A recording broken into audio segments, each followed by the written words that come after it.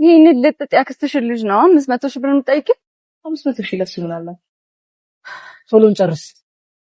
ከኋላ ያክስቴ ልጅና ጓደኛዬ እየጠበቁኝ ነው። ስማ ባለፈው እኮ 50 ሺህ ብር ለኔ ሰጥቶኛል። ድጋሜ ልጠይቀው እንዴ? አብሮ አደግ ጓደኛችን አይደል እንዴ? 50 ሚሊዮንስ ቢሰጥህ ምን አሳቀቀው? አሁን የምጠይቀውን 70 ሺህ ብር ካልሰጠኝ እናቴን እቀየመዋለሁ። በቃ ይሄን ቶሎአቸውና ቀሪውን ደግሞ እቃውን እስክንሸጥ ታገሱ። እሺ የሚሉን አይመስለኝም። ረጅም ጊዜ ነው የጠበቁን። እነሱም ቃል ያስመጡበት። በዛ ላይ የሰራተኞች ክፍያና የቢሮ ኪራይ ማጥቶናል። ይሄን እኮ 3 ሚሊዮን ምናምን ነው የሚሸርመው። በቃ የሰራተኞቹን ነገ እንከፍላለን። የቢሮ ይቆይ። የባንኩን በዚህ ወር አለብን። እሺ እና ቴቴኮ እሱ እያለ እናስጨነቀሽ ጠይቂዋለች። ቤት ሻይ የለኝም ማለት 500 ሺህ ብር ነው አንተ የሌለ? አዎ በጣም ተሳፍራለህ። እኛም አንድ ቀን ይኖረናል። እሺ እሺ ምንድነው አስጠበቀኝ እኮ በልሻውን 70 ሺህ ብር ትራንስፈር አድርግልኝ። የለኝም ማለት የ5 ሚሊዮን ብር መኪና እየነዳህ ነው 70 ሺህ ብር የሌለህ? እሱማ የምኖረው የ15 ሚሊዮን ብር ቤት ውስጥ ነው።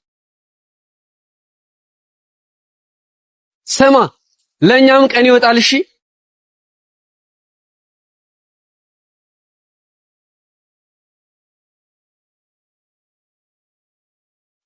ምንድነው እንደዚህ ድክምክም ያለ ማሪ? ምን ጀስት ስራ ብቻ። እና አባዬ እኮ ለትንሹ ብራዘር ሕክምና 700 ሺህ ብር ተጠየቁ።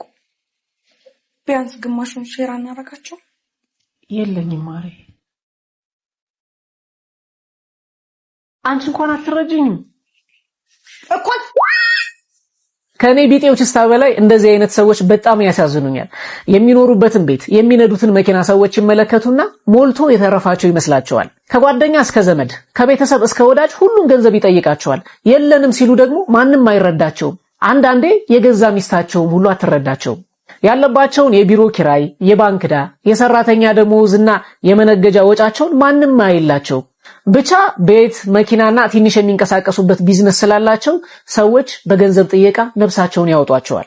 እነዚህ ሰዎች ዕውቀታቸውን ጊዜያቸውንና ገንዘባቸውን ተጠቅመው ከየባንኩ ገንዘብ እየጠየቁ ለማደግና ራሳቸውን ለመቀየር የሚሯሯጡ ሰዎች እንጂ የምር ሞልቶ የተረፋቸው ቢሊዮነሮች አይደሉምና እንረዳቸው። እናንተ ሰዎች ድምጾኛቸዋለሁ። በጣም ይቅርታ አቶ ይሁን፣ ያው ስትበሳጭ ትንሽ ተናጋሪ ነች። ሁለተኛ አይደገም። አንተ ጥናጃም ዳይሌክስ ልጅ ስራውን ካልፈለከው ውልቅ ብለህ ውጣ። እከካ ኧረ እባክሽ አንቺ ልጅ አሁን የአባትሽ ጓደኛ የሚሆኑትን አቶ ይሁንን ደውለሽ አስቀየምሻቸው። ደደብ ስለሆነ ነው። ደደብ ባርኮቴ ታውቀኝ። እሷ እኮ አፏ ነው እንጂ ሆዷ ባዶ ነው አይደል? እሺ አሁን ደግሞ ማንን ነው እከካም ያልሽው? ይሄ ሹፌር ተብዬው ብሩክ ነው። ብሩክ አብሮ አደግሽን? አዎ ምን ነው ሆዷ እኮ ባዶ ነው። ብሩክም ይረዳታል። ኧረ እባክሽ አንቺ ልጅ እና አብሮ አደግሽን ነው እንዴ ሰደብሽኝ? ፍቅር ምን ነው አሽቃበጥክ? ከፈለክ አዝነውዝ ከና አባት አዚ እየኖርኩ ስለሆነ በዛውም የማዘል ክብደቱን ትረዳዋለህ። ያው እንግድነት ብሎ ከመጣ ወር አለፈው። ባርኮት አትቀይማት። እሷ እኮ አፏ ነው እንጂ ሆዷ ባዶ ነው። እኔ አንዳንድ ሰው ይገርመኛል። በክፉ ቃሉ ያለ ርህራሄ አጋድሞ ያርድህና በመርዛማ ቃሉ ስብርብር አድርጎ ልብህን ያደማና ሆዴ እኮ ባዶ ነው ይላል እንደገና። ይኸውልህ ዘመኔን ሙሉ የማስታውሰው ንጹህ የምትለውን ሸንጋዩን ልብህን ሳይሆን ያደማኝን ቃልህን ነው። ሲጀመር ንጹህ ምንጭ የደፈረሰ ውሃ እንደማይሰጠው ሁሉ ንጹህ ልብም ክፉ ቃል ሊወጣው አይችልም። ምክንያቱም ከልብ ሞልቶ የፈሰሰው ነው በአፍ የሚወጣው። ይልቅ ራስን መሸንገሉን አቁምና አንደበትህን በመልካም ቃል አሰልጥነው። በቃ አንዳንድ ሰው እንዲህ ነው፣ ራሱን ይሸነግላል። እንግዲህ በከፍተኛ ማዕረግ ተመርቆ ላኮራ ልጄ አንድ ልዩ ስጦታ አዘጋጅቼለታለሁ። ታች ወርደን ስጦታውን እንስጠው።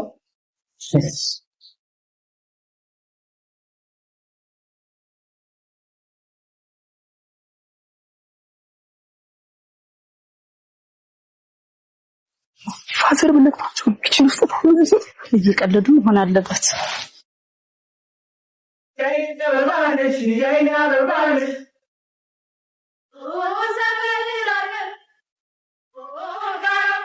አባዬ ያችን መኪና ግዛልኝ። እሺ ልጄ እገዛልሃለሁ።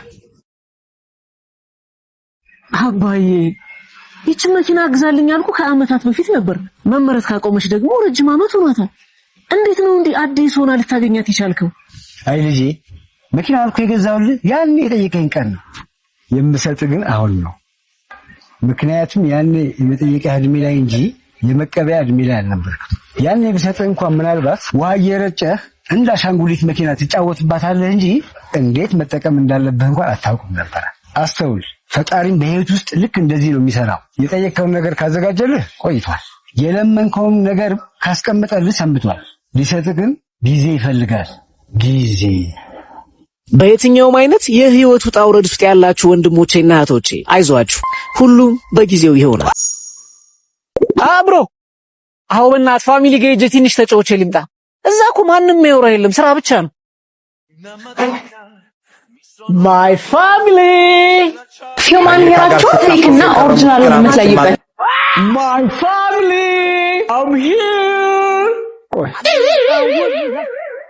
ማይ ዳድ አሜሪካ ጋር ሲታኮሱ የከረሙት ኢራን የጦርነት ማርቀ ያለው ሞት ለአሜሪካ እያሉ ተሸኝተው የኔ ውድ እህት አናፈኩሽ መንገድ ላሳያችሁ። በመጀመሪያ ሂውማን ሄራቸውን ተወስዱና ቱንጅ ነው ግን 60 ሺህ ሚሉ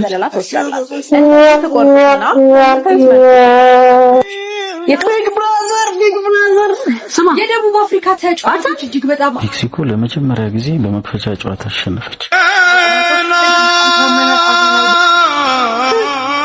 እኔ እኮ የቤተሰብ ጨዋታ ናፍቆኝ እዛ ድረስ መምጣቴ ነው የገረመኝ። ምን አደከመኝ በልቼ ወደ ቤቴ ብመለስስ? ብርሃን ምግብ ለዜት አንተ አትሂድ። ነገር ምንድነው ቢሊስ የሚባለው ራመትን አርጁን ገደላት። እንከፍ ከዚህ ሁሉ ነፍስ ማቆ ታናሽ ወንድሜ ጋር ተጫውቼ ወደ መጣሁበት ባሮኬ ሾጆጂ አይ ማርቲን ምሳ ልጋብዛት ታክሲ እየጠበኩ ነበር። ወደ ስራ ለመሄድ ባስ እየጠበኩኝ ነው። እንግዲህ ስራው ከቀናኝ ያልሽኝን አስቤዛ ሁሉ ይዤልሽ እመጣለሁ ውዴ። እና እኔ ቀጥራት እሷን ላስከፍላት ነው እንዴ? በኋላ ይሄማ ገብጋባ ነው የምትለኝ።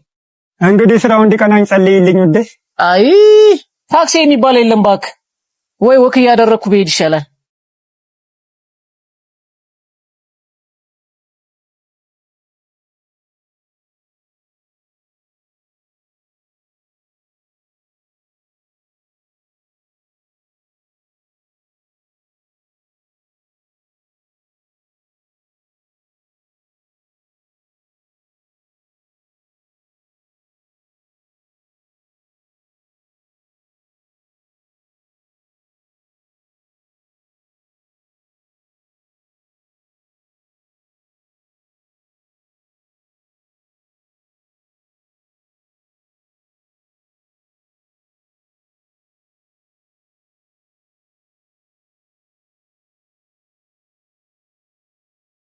በእርግጠኝነት ይሄ ቦርሳ ያንተ ነው ነኝ።